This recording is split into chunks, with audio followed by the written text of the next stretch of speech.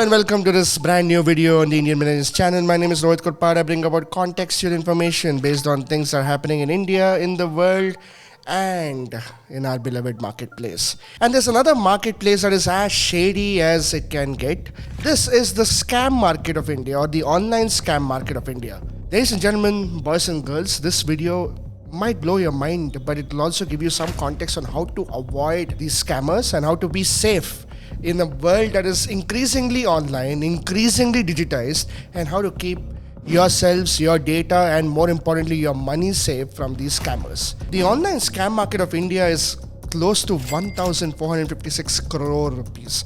Let me repeat myself. 1,456 crore rupees have been scammed from a lot of people across our country. Hello? Sir आपको ये call आपके card से संबंधित किया जा रहा है. This video is going to cover three parts. One is what are the major scams that are actually happening today and how to avoid it. Number two, what goes in the mind of a scammer and why are people getting scammed so easily, and what is the role of certain society rules that are actually taken into consideration. And number three, a few tips of online safety and online hygiene that every one of us can do with our smartphones, irrespective of what smartphone you're using. Have any of you got a call and it's a voice message that comes out saying, this is a call from XYZ government organization, and they're actually threatening you, saying that, hey, we are going to be disabling your phone, or we are going to be deactivating your phone number very soon. This call says that it's coming from TRAI, and TRAI is not in the business of making phone calls to people from random numbers. They will not even call you, or they will not even message you, and there are press releases from TRAI that suggest that this is not them who are actually calling. So next time if you get a voice call, just immediately cut it, because the moment you click on button 1 or 2, they find a way to get your information, they get your details out, and they will try to use that details against you to scam you. Number two scam is it's basically something called as catfishing. I'll tell you how it works. Somebody messages you on Facebook Messenger or Instagram or wherever, and this message happens to be either a guy or a girl. The message comes to you, you start talking to them, and then there's a video call that they call you, and in that video call, the girl or the guy or whatever starts being a little explicit in terms of what they are showing you on the video call. They record that conversation, because even you are part of it, you're seeing it, so you're also captured, and then they use the same image, video, and they start blackmailing you. And not only that, they don't blackmail you just like that, they actually send this message across to your own connections on Facebook, Instagram. If somebody goes through this, and then this message goes to somebody who you're working with or something, imagine the reputation change. Imagine what will happen. And so, because you're threatened by that, you are immediately basically succumbing to it and actually paying them off. Now, how to avoid this? Unnecessary friend requests, unnecessary people who are sending you friend requests, don't accept it. And if they start messaging you, disable the video call option. Talk to them, see what they want. And if they are not answering the right things, if they're not saying, and if something sounds too good to be true, or if something feels fishy, immediately block them. That's all you can do. You can't report them. If you want to, do it, but block them, because this is also a running scam right now. Number 3, matrimonial app scams. Well, there was an entire show that was done by Amazon Prime in association with BBC Studios. They did a show that covered a lot of people who were scammed and conned by people who they met on matrimonial apps. And that's a very unfortunate sight, because matrimonial apps and dating apps and many of the apps in India, they do not have something called as KYC. They do not have authentication, or they do not have user identity measures in place. Well, that's something which cannot be solved by me and you. That is something which the government and these companies need to look into, which they are also looking into, rightfully so. That being said, people who are already on apps, if they start being asked for money, or if there's a conversation that's happening where they're actually making you feel emotionally connected, and then they have this way of getting money out of you, or not even money out of you, they are actually making you take loans because you have a better CIBIL score than them, and they take all that money, and then you're ending up having to pay the entire loan amount to these banks or these applications that actually give loans. As far as the loans are concerned, your KYC is done because for financial transactions, KYC measures are in check. But on matrimonial apps, those things are not in check. And some sort of con manning, some sort of scamming, and some sort of money swindling does happen at that point of time, and you have to avoid it. And the only way to avoid it is when you are uploading your profile or your parents are uploading your profile on matrimonial apps, be very careful what you talk, how you talk, and everything. Understand that a relationship can get transaction in the future, but that being said, it should not be the whole motive of the relationship. So be very careful of what you're talking and how you're talking. Just be aware of these things, because if you're aware of it, half of your trouble is solved, because awareness leads to you connecting the dots easier. If you're blissfully unaware, then that's when scammers can actually get into your mind and try to manipulate you and into paying you or into paying them, and then basically you're being scammed. I've spoken a lot about the scams, and I'll also tell you the limitations that we have from our own cyber law system. Our cyber laws are still evolving.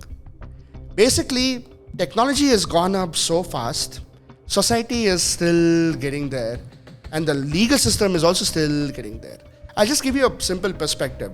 If somebody is scamming an Indian sitting, say, in America, which cyber law is applicable?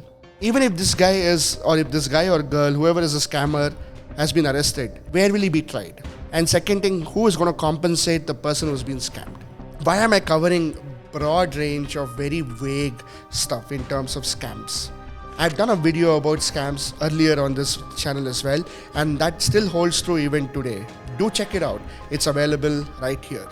But that being said, this is maybe a part 2, but it's not a continuation of it, because that video came out last year and this video is coming out this year. But these scams still exist. In the last 1 year, more people have got scammed and more amount of money has also been gone. Cyber crime, cyber bullying, cyber phishing, everything has become a norm these days. You get unsolicited DMs on Instagram, WhatsApp, everywhere. WhatsApp itself has become a tool where people are messaging people, asking whether you want a job. Job-related scams are also happening. Everything is happening. Every single scammer has one thing for sure. They understand society from a very, very, very large perspective. If you are applying or if you are actually putting a profile on Bharat Matrimony, they know that either you are being pressurized by your parents to get married soon, or they know that you are really, really aggressively looking for a life partner. And that is an emotional door open. And that's where they kind of manipulate you into doing things that will not really be good for you, but you feel it's good, but unfortunately it's not. And that's how you get scammed. Why do I do this in terms of blackmailing you, saying I will share these things with other people? Because let's face it, society as a whole, and in India and around the world, log kya kahenge? What will other people think of me? Is a very big question and a very big point that really affects every single person. And that's the reason why people do this. They know that it's also your weakness. Well, the only way to avoid them is to have a little bit of common sense and understand what is too good to be true. Because if something is too good to be true, then it's actually not true. It's as simple as that. If it's too good to be true, don't accept it. If it's too good to be true, don't get caught up into it. It's as simple as that. Whether it's a person talking to you or anything. Even creators go through this because multiple fake profiles, fake accounts are opened for multiple creators seeking and sending unsolicited messages to other people and then saying, hey, I'm running a nice crypto project. You invest some X amount of money, we will multiply it by 10x, 20x, 30x, 40x, 50x, 60x. And then you pay the money, you lose it, and then you actually go DM the actual creator, and this creator will be like, I have no idea what you're talking about. And because these things are possible even today. And remember, we live in a world where everybody can buy a blue tick. Whether you're on X or Instagram, everybody can buy a blue tick. And if everybody can buy a blue tick, then what good does it do? But there are some checks and balances done by Meta in terms of how and who gets the blue tick, even if you pay for it, who gets it. And there are some verifications that you have to go through. There's things that are changing there as well. But these things are definitely happening even today. And when it comes to job markets, if you don't have a job, there is a possibility that they will go for a weakness. If you have to pay money to get paid to do a job, how does it even make sense for you to pay money to get a job? If you have to really pay money to somebody to get married to, or even have a conversation with, or even meet this person and then say, hey, I might probably get married to this person, or I might even start a relationship with this person, then how does it even work? First, you have to meet that person, talk to that person, maybe go to a restaurant, have a meal together, understand each other. That's when things work, right? How is it that you can do it on online? You can't. When you're sharing images or pictures, I'm not even talking about, intimate pictures. I'm talking about regular pictures. Be careful who you share it with. If you're chatting with somebody on, say, on a dating app or on Matrimonial site, firstly, take that conversation offline, have a phone call with them. And then if you get comfortable and if you have all the things, checks and balances in place, then yes, you can do whatever you want, but have these protocols in place. And these protocols will only be in place if you're aware of what's really, really happening with the bad side of it as well. The world is not black or white. It's multiple shades of multiple colors, and it's definitely multiple shades of gray as well. And we need to accept that, where there is amazing stuff, there are also very terrible stuff. Where there are great things, there are also horrible things. So we need to accept it, and we need to also be aware of both sides of it so that we know where the conversation is leaning towards, and we can avoid being scammed. Sometimes people say it's common sense to avoid being scammed, but believe it or not, even if you are highly tech savvy, highly, educated, whatever, there's a possibility that you can still be scammed because these guys are also that good in what they supposedly do. So be very careful. Basic social media hygiene. If you're getting unsolicited messages from random numbers which are not even Indian numbers, don't even respond, block them. Number 2, if you're getting unsolicited messages from some sort of a creator profile who you think you know, who you follow, and saying there's a scheme or some sort of money, blah, blah, blah, don't even respond to them. Avoid them. Please avoid them. Because if the creator really needs to open another account to even start some sort of a project, then what good is that creator? What's the point of him having multiple followers already in his original account, he or she? Number 3, if somebody sends you a WhatsApp, a Facebook request, you accept it, and then you feel something is shady, immediately block them. If you don't know that person, block them.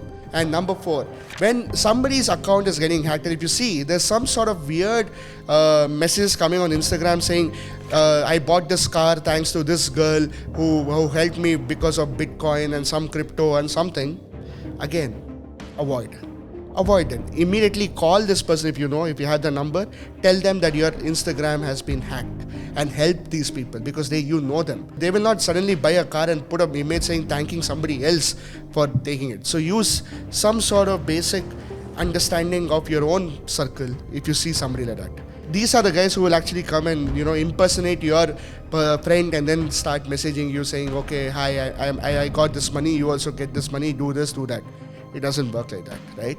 So basic hygiene, basic social media etiquette. Do not accept anybody who calls and says, give me OTP, give me this. Or if you say that phone is being deactivated, no, your phone will not be deactivated so easily. Nobody can deactivate your phone number so easily unless and until you are actually a criminal. Do not accept such calls. Do not accept such messages. Just ignore this. Ignorance is the best way to deal with these guys, especially online. Okay, so be safe. Have some online hygiene. Random people from random countries sending you WhatsApp messages saying, hi, how are you? Don't even respond. Block them immediately. Even on Telegram, if they do that, block them. Don't respond. Even on Instagram, they do that, don't bother.